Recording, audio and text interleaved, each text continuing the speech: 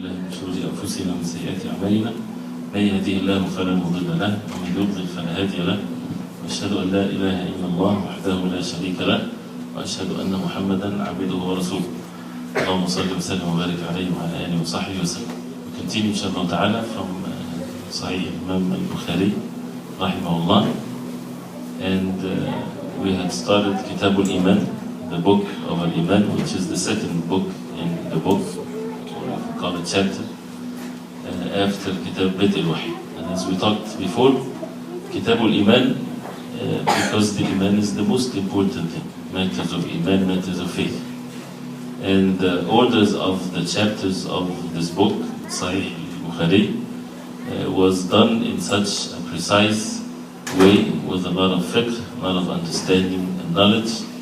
And that's why the ulama, those who came after him, explaining the hadith, explained the hadith and also explained the titles of the chapters and the orders of the chapters, why this before this. A lot of benefits as a result of that, because of the fiqh and the knowledge of Imam al-Bukhari rahimahullah ta'ala. And in this book, Kitab al-Iman, he mainly talks or brings the hadith, authentic hadith of the Prophet ﷺ, that talks about matters of Iman. And what the people of Ahl Sunnah had stated with regards to Iman, that makes them away from those people of innovation and deviation. As we know, the Ummah had split. This is the qadr of Allah subhanahu wa ta'ala, as the Prophet ﷺ said in the hadith. That's why Ummah will split into 73 sects, كلها في النار إلا واحدة, all of which is in the hellfire except one. When he was asked ﷺ, what is this one? He said, ما أنا عليه وأصحاب اليوم, what me and my companions are on today. And it's the mercy of Allah subhanahu wa ta'ala that He had saved this deen. So the deen is how it was at the time of the Prophet ﷺ. And as he said ﷺ, and also the generations, the early generations of Islam, the first, the second, the third generations of Islam. And this is why Allah subhanahu wa ta'ala saved everything for us. And that's why matters of belief, matters of ibadah, and so on. And one of the things where the Ummah of the Prophet ﷺ split with regards to is matters of Iman. Some said it's only a belief in the heart, and the actions has nothing to do with Iman. And some said it's only even the knowledge, it's enough to know, and it doesn't have to be even have a belief or anything like that. This is extreme views, of course. And the proper way, which is the way mentioned in the Quran and in the way of the Prophet ﷺ, as he would show with the evidences, and we mentioned some of them before, that Iman is speech and action. It's the belief in the heart, it's the deeds done by the heart, it's the speech of the tongue, it's the actions that we do with the different parts of our body, the whole entirety. And the Iman increases and decreases. Increases with the good deeds and decreases with the bad deeds. And matters of belief is part of Iman. Not all the Iman, is part of the Iman. And as we were talking yesterday, our job in life is to establish the Iman and to guard it and to keep on increasing it, because it doesn't stand still. It's either increasing or decreasing. لِمَنْ شَاءَ مِنْكُمْ أَنْ يَتَقَدَّمَ أَوْ يَتَأَخَّرَ. For whoever among you will to go forward or to go backward, as Allah subhanahu wa ta'ala said. And there is no standing still is mentioned. So this is our job in life, is to guard our Iman, to keep increasing our Iman till the last moment of our life, for the person to die in the state of Islam. We ask Allah subhanahu wa ta'ala to make us among those who die in the state of Iman and the state of complete Iman.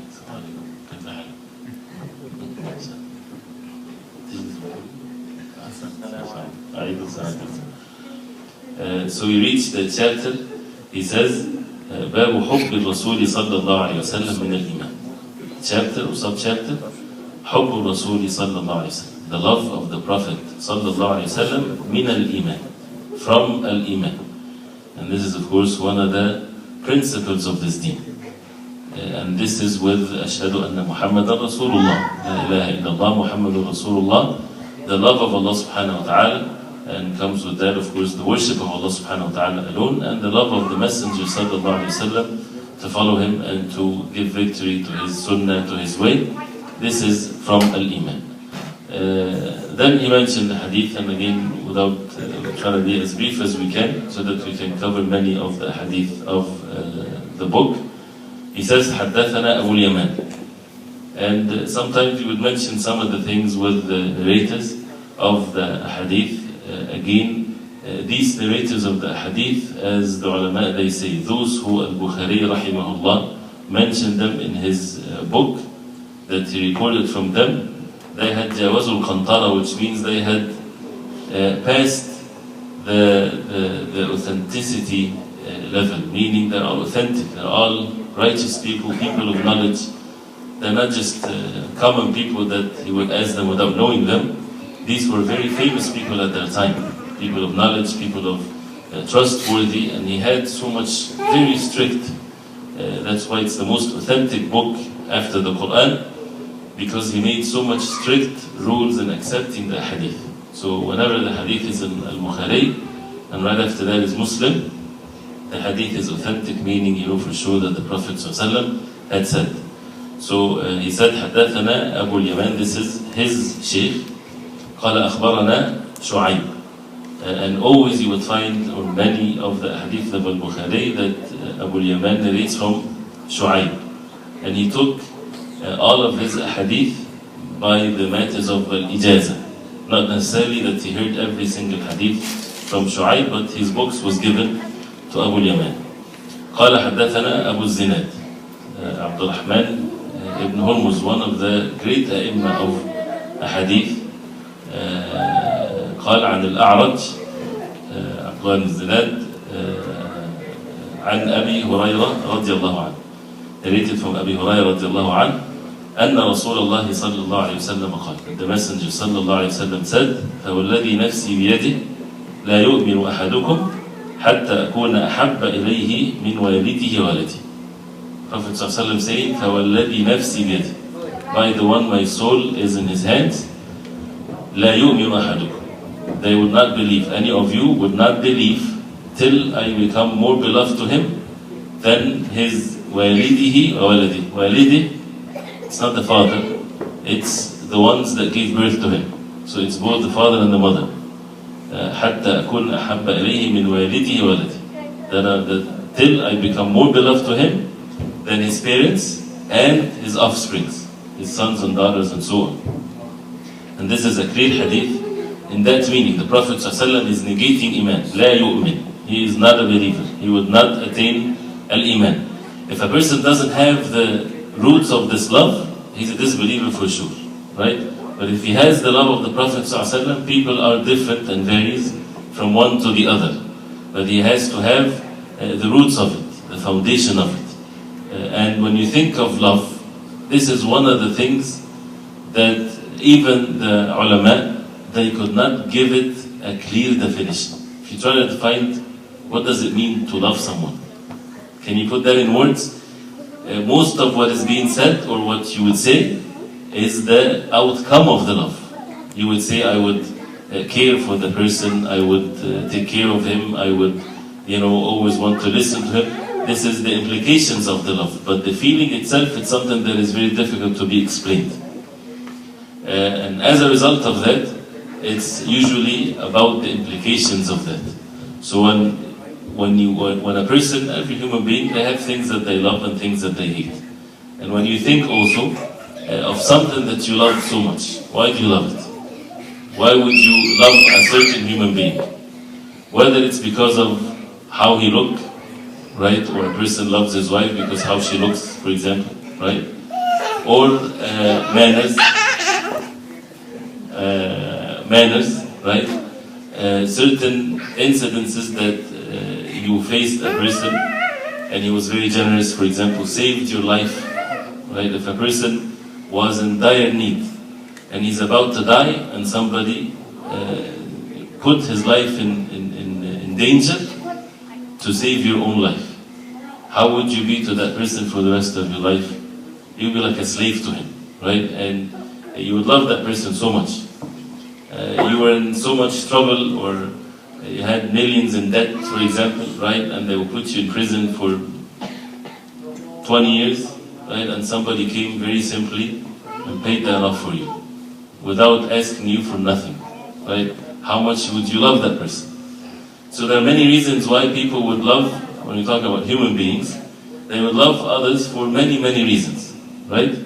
Anything that you would think of a human being that you would love him for, the Prophet ﷺ had this more perfectly when it comes to human beings.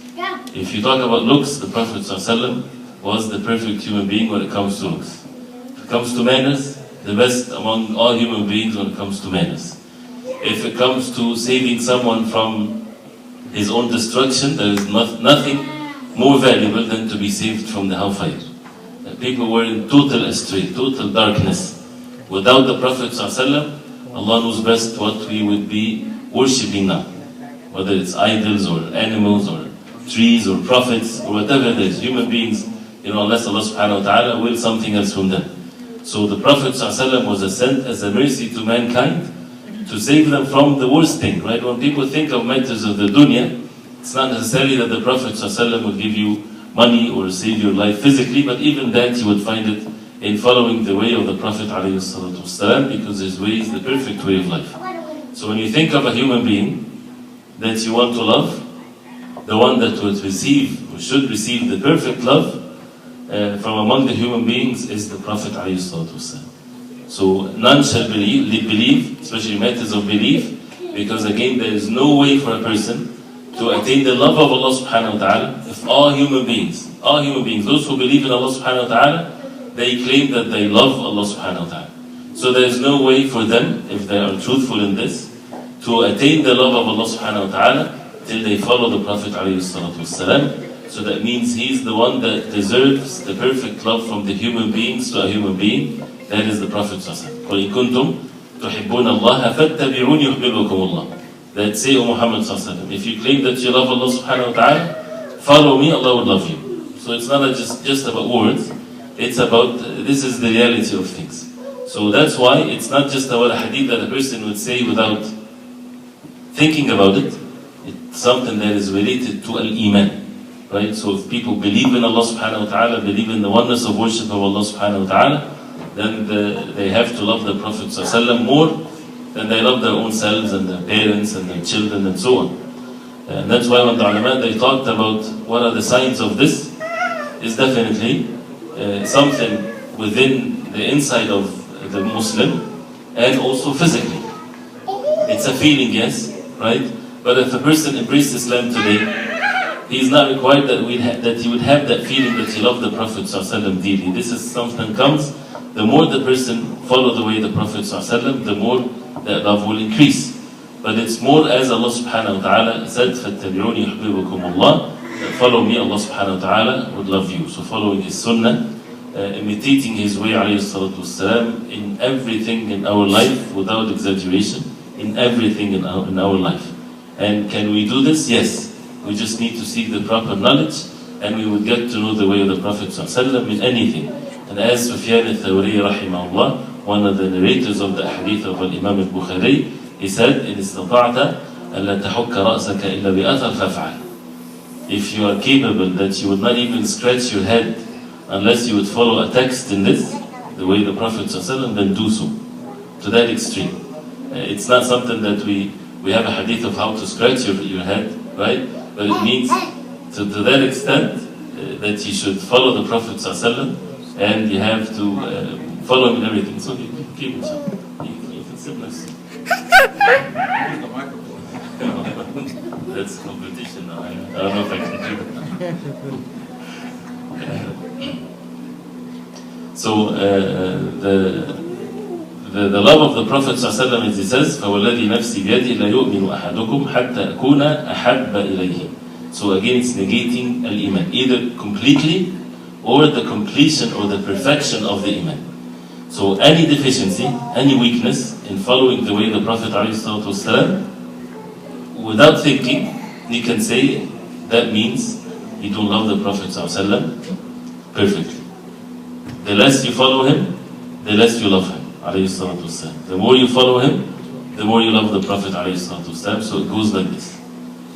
So this is an easy way for a person to test himself. We're not going to judge others, we need to reflect upon our own selves. And how are we following the Prophet ﷺ in all of our affairs?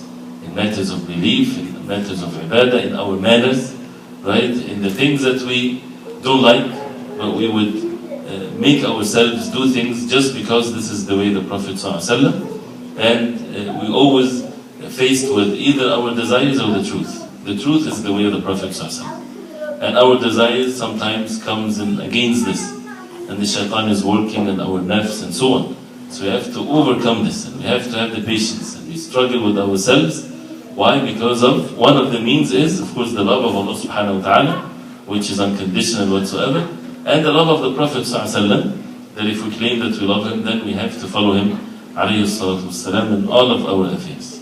And definitely Allah subhanahu wa ta'ala sent him as a test to all human beings, those who believe in him or those who would disbelieve in him.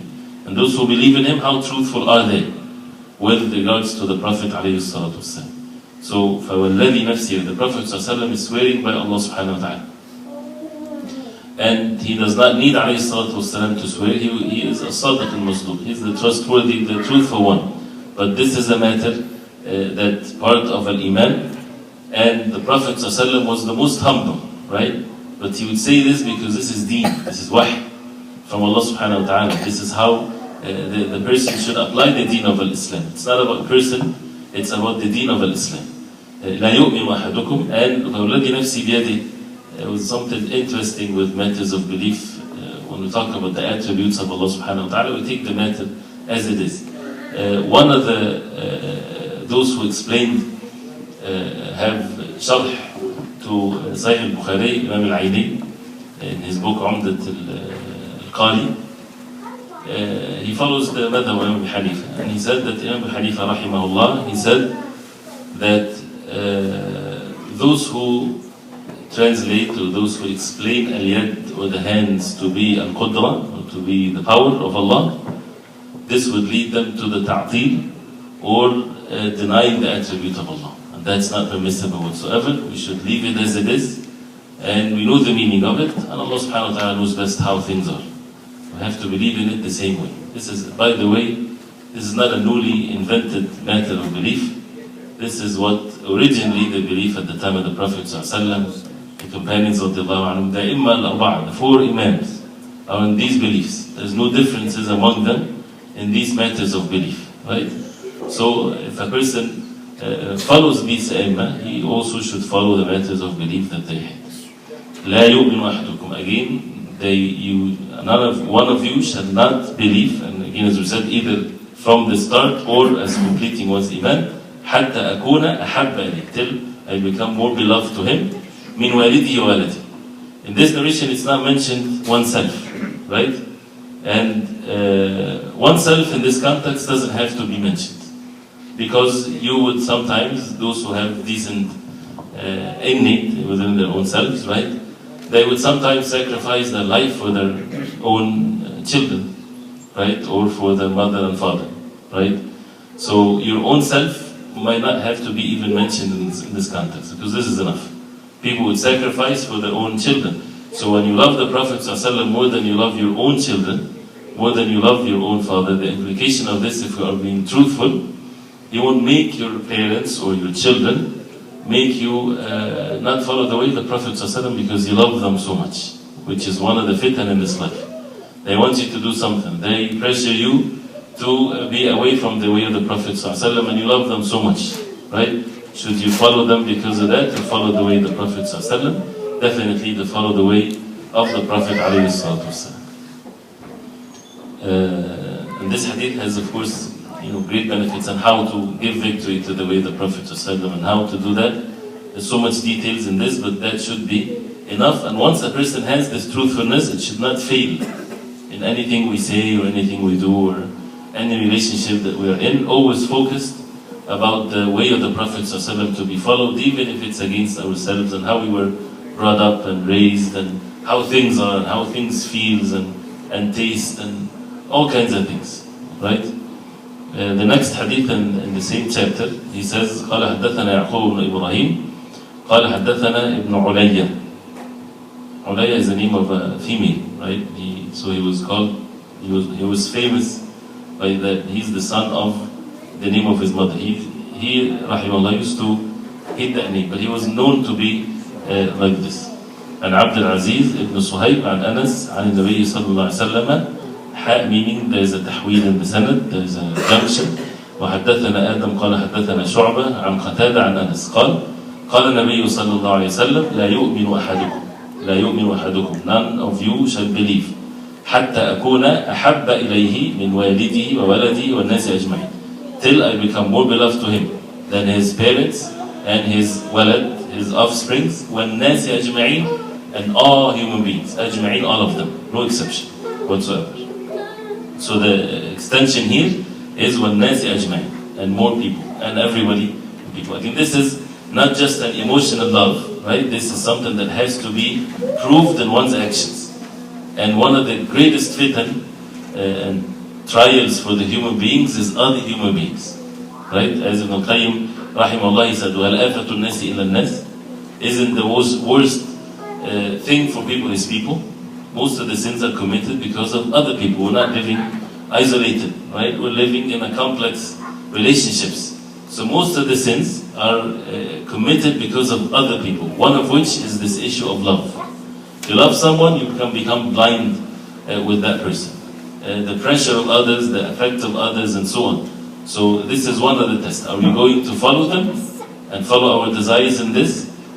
Some people, they commit sins because they're shy from others. They don't want to look like they're outcast, or they look weird, or they look different, or they sound different. So they would go with the flow, go with them, right? They don't want to look different, being shy from them. But those who have Iman, they remember the way the Prophet ﷺ, as if the Prophet ﷺ is living among them. And his way is in such a way, والسلام, that people should follow. And of course, before that, they worship Allah subhanahu wa ta'ala as if they see Allah subhanahu wa ta'ala, which is a level of al-ihsan. And if they don't see Allah subhanahu wa ta'ala, which is the case in this life, they know that Allah subhanahu wa ta'ala is watching them. So that is enough for them. To be shy from Allah subhanahu wa ta'ala comes before being shy from anyone else. Again, whether it's money or to live in a life that you don't want to look less than others, or you don't want your family to look less than others. So you would disobey Allah subhanahu wa ta'ala. This is not the way. A person should always remember the way of the Prophet ﷺ. Very briefly, which is also just one hadith in the next chapter, Babu Halawat al-Iman. Although the subject also is something that needs to be extensively discussed. Halawat al-Iman. Halawat, the halawat is sweetness. This can be, when the word halawa is mentioned, whether it's a physical sweetness or non-physical sweetness. And it's mentioned, for example, when it comes to the eyes in the Arabic language. You see something, and it gives you a great feeling when you look at it, right? This is the same feeling. Or by tasting something, or by touching something, or anything that has a sweet feeling to it, which is definitely something that is pleasant in this life. So the Imam Bukhari rahimahullah said that halawat al-Iman, the sweetness of al-Iman. The Iman is in the heart and the tongue and the different parts of the body. So there is sweetness in all of these areas. But the sweetness in the heart, nothing is the like of it, right? The physical sweetness, something that a person would taste, it goes right away after a person tastes it or after a person eats it. It's temporary. You're not enjoying the taste of candy or honey now. You're not enjoying it. And if you think of it, you're not like in total joy when you think of it. Unless you're tasting it while you're doing it, right? But if there's a sweetness in the heart, it doesn't leave the heart whatsoever. It's always there, right? So al-Iman, if it's in the heart, the sweetness will continue to be there. Does that mean that you never get upset or sad or whatever there is? No, these things happen, but it's exception. And the Iman and the sweetness of al-Iman, anything that goes into the heart temporarily, because of the presence of al-Iman, push that away. And the more the person completes his Iman, he will be in absolute joy. Because no matter anything that upsets him, right, he seeks rewards from Allah subhanahu wa ta'ala. He knows that's from Allah subhanahu wa ta'ala. We talked about the qadr of Allah. Person would witness with whatever happens to him, even if it's something that he doesn't like, he witnessed the wisdom of Allah. He's the most wise, subhanahu wa ta'ala. And He created the human being and created everything in our life. Any move that we do, it is meant to be this way for us to worship Allah subhanahu wa ta'ala alone. So a person should witness the mercy of Allah subhanahu wa ta'ala in it, because the dunya, this life has no value to it unless it's in the obedience of Allah. So witnessing that would keeps the Iman in the heart with the sweetness of Al-Iman, and not just thinking, but also with actions. There are certain things that we cannot comprehend. One of which, the relationship between our physical actions and what we feel in our hearts. Many people, they don't get this, and we don't have to get it, it doesn't matter. But it's enough for us that if this is the order from Allah subhanahu wa ta'ala, we do it. So what I mean by this is, if we physically do the acts that Allah subhanahu wa ta'ala wants from us, right? If we physically say the things that Allah subhanahu wa ta'ala wants from us, eventually these things will affect our hearts and will give the sweetness in our hearts, the sweetness of Al-Iman, if we do these things for the sake of Allah subhanahu wa ta'ala, following the way of the Prophet alayhi salatu wasalam. So without any further, just the hadith, he says, so the Iman have a taste to it, right? And as we will see also in the hadith. قال حدثنا محمد بن المثنى قال حدثنا عبد الوهاب الثقفي قال حدثنا أيوب is أيوب السختياني. As you see the hadith about the love of the Prophet ﷺ and so on, this person, Ayyub al-Sikhtiyani, one of the Imam of the hadith, right?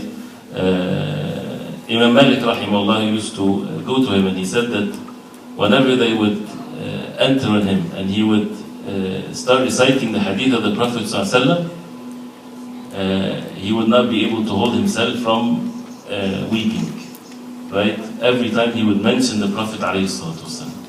This is how much they had this love to the Prophet ﷺ. And Abi Kilaba also has a very interesting thing, since we're talking about the Prophet ﷺ. He said if you, it's a long statement, but one of which is, he said that if you see someone that is putting forward his own aql, his own intelligence, before the wahy and the revelation from Allah subhanahu wa ta'ala, then he is Abu Jahl, right? Because a person using his own intelligence, he thinks that he is, mashallah, very smart, right? No, he's Abu Jahl. Like Abu Jahl is, Jahl meaning ignorant, because the wahy comes first, and the wahy would never contradict the sound mind. If a person doesn't get it, it's his own deficiency, not the wahy, right? So, and he said, and whoever put forward his dhawq, right, his taste, this feels good, this looks good, things like that, in matters of ibadah, like this dhikr, if you do it, you will feel good. This act of worship, if you do it, it's very benefiting. But if it's not the way the Prophet ﷺ, so whoever put this forward before the way of the Prophet ﷺ, he said he's Iblis, right? He's Iblis. So he said, فَفِرْ مِنْهُ, run away from him, like flee from him. فَإِذَا جَبُنْتَ, if you're scared, if you run away from him, he can harm you. But if you're scared when you're sitting with him, he's like that, and you want to, he kind of said it in a way, it might not be real, but it shows how extreme it is for the person to do these things. He said if you're afraid of him, and he forced you to be with him, this is Iblis. Jump on his chest and read Ayatul Kursi on him, because he's shaitan. Right? This is the one that would talk about the dawq and how it tastes and it feels good when it's against the way the Prophet ﷺ. And these, again, the reason we mention these types of things, these are the narrators of the hadith of the Prophet ﷺ. These are the ones that Allah subhanahu wa ta'ala chose to save the sunnah of the Prophet ﷺ, so they know it better than anyone else. This is the way that Allah subhanahu wa ta'ala chose for this ummah. So when people invent things and make up their own deen, this is a very dangerous thing, like worse than major sins. So he said عن أنس رضي الله عنه عن النبي صلى الله عليه وسلم قال ثلاث من كنا فيه وجد حلاوة الإيمان. Three things, whoever has them, he would wajad, right? He would find حلاوة الإيمان, the sweetness of al-Iman. And the Prophet ﷺ does not speak from his desire, he speaks from revelation from Allah subhanahu wa ta'ala. So whoever find these three things in him, he would definitely find the sweetness of al-Iman. أن يكون الله ورسوله أحب إليه مما سواهما. That when Allah and His Messenger sallallahu alaihi wasallam more beloved to him than مما سواهما, which means more beloved to him than anything else, no exception. right? When Allah and His Messenger, sallallahu alayhi wa sallam, more beloved to him than his own self, than his parents, than his children, than money, than cold water, than nice breeze, than vacations, than whatever there is. And again, there's no contradiction. It's not either or, right? But sometimes they either or. In that case, a person without thinking should choose what with Allah subhanahu wa ta'ala. And definitely each and every one of us will be tested with regards to these things, especially the things that the hearts are attached to. And why Ibrahim alayhi salam, Allah subhanahu wa ta'ala said about him that he kana hanifa musliman. Why these two qualities especially? Because he's someone that swerved away from shirk to be steadfast on the tawheed, and we know the test that he went through when he broke the idols that the disbelievers were worshipping, and he left the big one, hanging there, right? And he was very firm in this, and they threw him into the fire, right? And he said, Hasbi Allah wa ni'mal wakeel, Allah subhanahu wa ta'ala is sufficient for me. And how steadfast and strong and certainty that he had in his heart. And Muslim, and the submission when he took his family to a barren land, right? Can any one of us would do this out of his own choice like this? Of course not. If a person do this, he's crazy. If he takes his family and his children to some desert with no water and no life, leave them there and come home, right? This is suicidal, right? He cannot do this. But it was wahy from Allah subhanahu wa ta'ala, revelation from Allah. So the matter is total submission, and this is how the submission is. Sometimes it comes against your own feelings, your own taste, your own life like this, but that's why the messengers of Allah, they were the most tested, because their test, as you see, this is not the test that we have as Muslims, for example. Where is the test? We're not tested like Ibrahim alayhi salam, Nuh alayhi salam, the Prophet sallallahu. The test is much less than this, right? But the level of submission should be the same level of submission.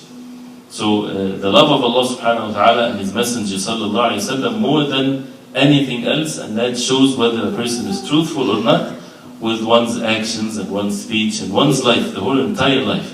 Very simply, haram, for example, run away from it, no second thoughts, but this or that, my family, how am I going to feed them? They keep bothering me with they want this or want that. Halal is the only way that a person would deal with, not haram. And their deen is the most important thing. We make sure that they wake up for school in the morning, or they have an exam. We would make sure that they won't oversleep. But what about the Fajr Salah? Right? He's miskin, he's been up all night. Let him sleep, it's okay. But you won't say the same thing if you have an important exam the next day. This is how things are. But for the believers, the love of Allah subhanahu wa ta'ala and His Messenger sallallahu alayhi wa sallam comes before anything. And of course this is in a nice way. So this is the first thing. وَأَنْ يُحِبَّ الْمَرْءَ لَا يُحِبُّهُ إِلَّا لِلَّهِ. If a person wants to have the sweetness of Iman, if he found himself that his love, when he loves anyone, he only loves the person for the sake of Allah. And what does that mean? Those who Allah subhanahu wa ta'ala loves, He loves. Those who Allah subhanahu wa ta'ala doesn't love, He won't love them, even if they're the closest people to Him. This is not the natural love. This is not the love of a son to his disbelieving parents. No, there's a natural love. He has to love them, the parents. But it's the choosing part. It's the part that comes with Iman. The same thing, your own son. He grows up and he becomes responsible and is disobedient to Allah. May Allah subhanahu wa ta'ala forbid. You have to hate your son. You love him because he's your son. You cannot do anything about this, right? But it's the part of Iman that would make you not love him, because you love only for the sake of Allah subhanahu wa ta'ala. You want all goodness for him, right? But because of his disobedience to Allah subhanahu wa ta'ala, you have this in your heart because you only love what Allah subhanahu wa ta'ala loves, and so on. وَأَنْ يُحِبَّ الْمَرْءَ لَا يُحِبُّهُ إِلَّا لِلَّهِ. And again, these statements, if we go in details, this is very exclusive, right? That he does not love him except for the sake of Allah subhanahu wa ta'ala alone. وأن يكره, the third thing, وأن يكره أن يعود في الكفر كما يكره أن يقذف في النار. And that the person would hate to go back to kufr, to disbelief, the same way that he would hate to be thrown into the fire. Right? So if he's given that choice, to be thrown into a fire or to go back to kufr, he would not be hesitant.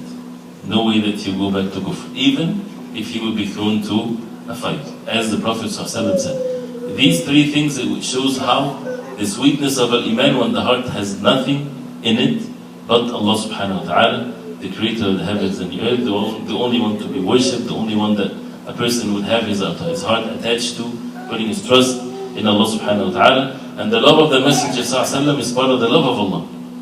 That's why we love the Prophet ﷺ, because of the love of Allah subhanahu wa ta'ala. وَمَنْ يُطِعِ الرَّسُولَ فَقَدْ أَطَاعَ اللَّهَ. Whoever obeys the Messenger, he had indeed obeyed Allah subhanahu wa ta'ala. So these are the three things. Whoever has them, he would have the sweetness of Iman. How to achieve them? We achieve them by being in the level of Islam, by submitting ourselves to the orders of Allah. And when a person is obedient to Allah, things that we can, by the will of Allah, control in our life, we cannot control our hearts. You cannot control this. Right? But by the will of Allah, we can do things physically. So if a person embraced Islam today, a person repented to Allah subhanahu wa ta'ala today, he can stand in salah, and he can stay away from haram, right? He can do physically things like this, all for the sake of Allah subhanahu wa ta'ala. If a person is steadfast in this, in the physical acts, saying the things that's supposed to be said, manners is done according to the way the Prophet ﷺ, no excuse in this. It's by the mercy of Allah, then these things will come into the heart. And the heart then will have this joy in it. But to try to change the heart by some magical thing, there's no such a thing. And magic is haram anyway, right? So it's about submitting ourselves to Allah subhanahu wa ta'ala and humbling ourselves to the deen of Islam, and never be attached or having, well, alhamdulillah, my life is okay, I'm good. So thinking that it has to continue this way. Like the two people of the Jannah in Surah Al-Kahf.